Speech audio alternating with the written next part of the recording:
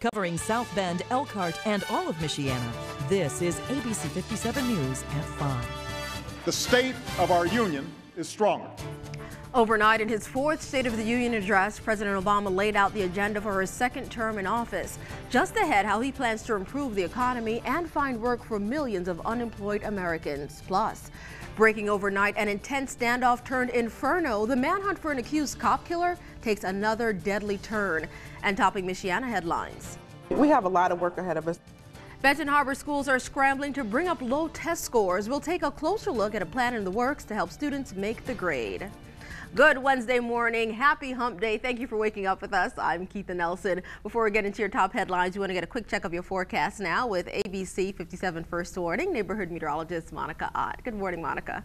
Good morning, Keitha. And we are off to a quiet start. It's going to be a quiet and lovely day. I can't stress it enough. Get out there, enjoy some of that sunshine and these warm temperatures because they won't be lasting too much longer. Right now, we're starting to see those clouds breaking up, especially in our western counties, and we are in for some sunshine today, so go out and enjoy some of that vitamin D. Already starting to see clearing skies in South Bend and Knox, both at 22 degrees, where we are still seeing the cloud cover. It's a little milder, 27 in Rochester. Just recently seeing that clearing in Warsaw, so still at 27, and 25 in Sturgis with those cloudy skies. Thankfully, very calm winds out there this morning, so not much of a wind chill. It is feeling like the temperature is reading 22 in South Bend, feels like 18 in Benton Harbor, 27 in Rochester, and 27 in Warsaw. And helping you to plan out your day, it is going to be a little breezy into the noon hour, but overall it's going to be a beautiful day. Lots of sunshine and temperatures in the 40s, but that will change in the next 24 hours. We are tracking rain and snow into your backyard with Forecast Track in just a few minutes. Keitha? Let's set party interests aside and work to pass a budget that replaces reckless cuts with smart savings and wise investments in our future.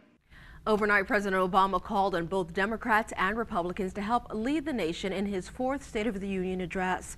In his speech, he laid out the agenda for his second term in office, including how he plans to improve the economy and find work for more than 12 million unemployed Americans.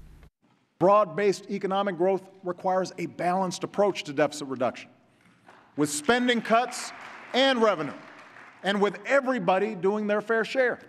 On foreign policy, the president announced a major troop withdrawal from Afghanistan, 34,000 by this time next year. And on immigration reform, he pushed for a path to citizenship for the 11 million illegal immigrants currently in the U.S. Gun control is also a key issue on the president's agenda. He says lawmakers need to take up common sense gun control measures, including background checks and a ban on assault rifles. Gun control is also a hot button issue right here in Michiana. ABC 57's Eric Stelzer spoke with people in the area overnight. He joins us live from the St. Joseph County Courthouse with reaction this morning. Hey, Keitha. Well, most people I talked to in town have mixed opinions on the current gun control laws. However, most of them did agree that something should be done. On that State of the Union address, President Obama addressed the Congress. He was encouraging members of the Congress to vote on new gun control laws. It includes background checks and bans on high-capacity magazines. It all comes after the Newtown shootings that happened nearly 2 months ago now. He says that more than 1,000 birthdays, graduations, and anniversaries have been stolen from our lives by a bullet from a gun. People here think something needs to be done.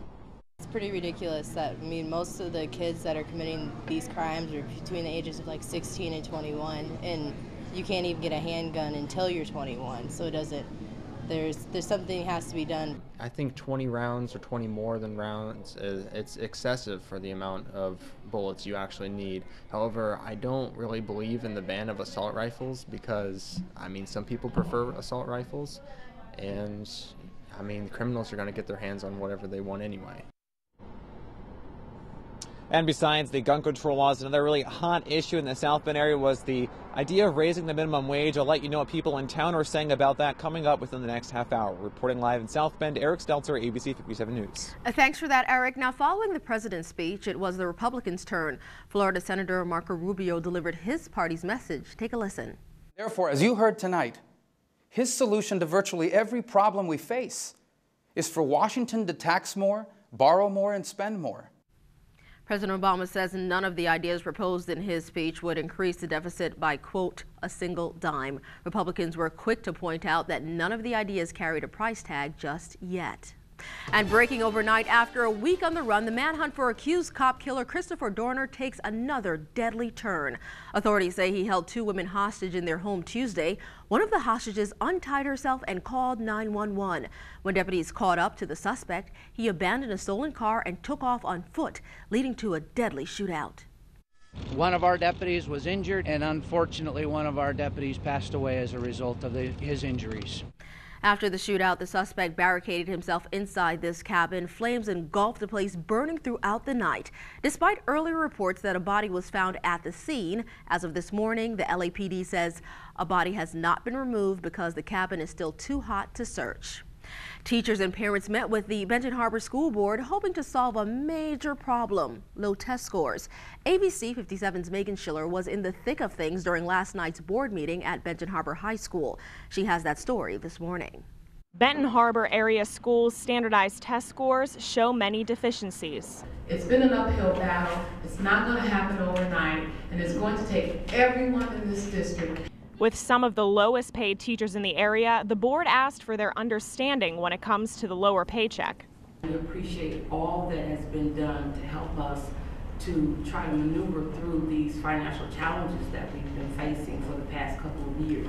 High test scores are hard to achieve with little money, something Tracy Williams is trying to work around. So while I'm here, I'm identifying what I call my teacher leaders and building on their knowledge base and their skills so that they can share their knowledge with their peers. One way she's utilizing the more experienced teachers is by setting up model classrooms.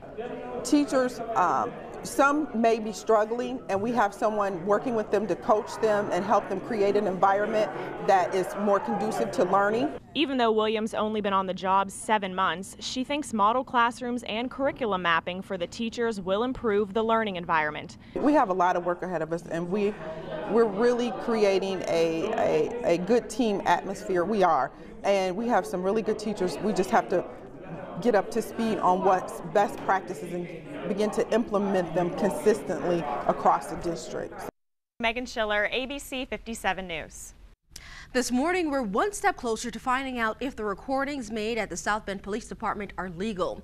The recordings were the subject of a federal investigation into wiretapping. Chief Darrell Boykins and the department's director of communications were both removed from their positions, even though no charges were ever filed.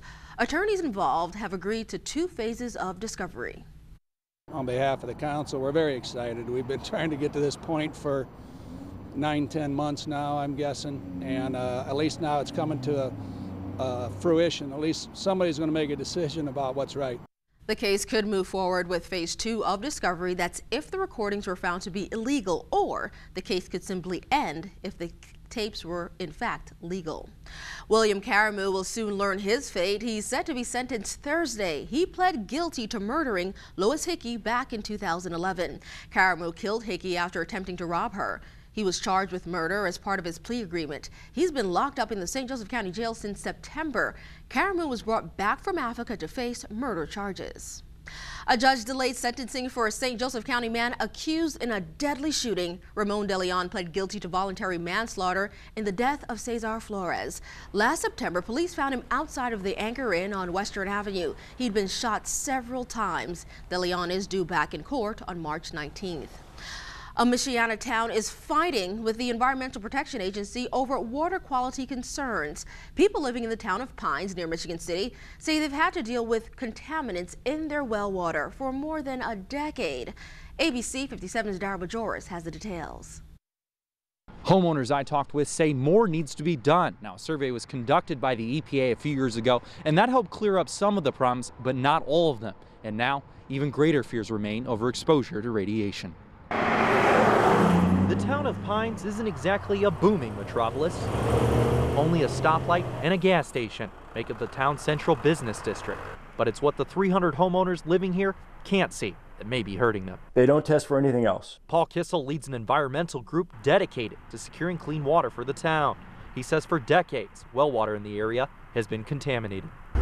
Some Michiana homeowners have deep concerns over water quality in the area. They say more attention needs to be paid to issues like fracking, injection wells, and the handling of hazardous contaminants near local waterways. Our very life is dependent upon a good source of good, fresh, drinking water. Just this week in LaPorte County, a meeting was held by the Indiana DNR about fracking. That is the usage of high pressure and water underground to secure natural gas. Now, so far, none of that has happened in this section of the state, but Kissel warns of the dangers of not being proactive about the environment.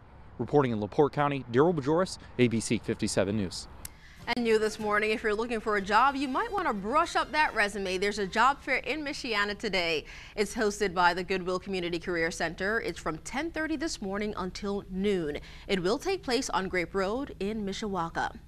This Friday, South Bend Mayor Pete Buttigieg will introduce the new police chief to different parts of town. They'll both walk the streets of South Bend, a neighborhood there, talking about different ways to curb crime in the city. The neighborhood has yet to be determined. New police chief Ron Teishman just took office about 2 weeks ago. It's 11 minutes now past the hour, 21 degrees outside. What was supposed to be a relaxing cruise turns into a catastrophe.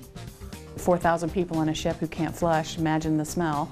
Ugh, in just minutes, the latest on horrendous conditions aboard a stranded Carnival ship. And later. Well, all right, overnight, a special Mardi Gras parade took over the streets of South Bend. A closer look at all of the action is just ahead. A winter coat will come in handy this morning. Temperatures at the bus stop will be in the mid and upper 20s, but big changes for the ride home. We're tracking the rising temperatures with Forecast Track coming up.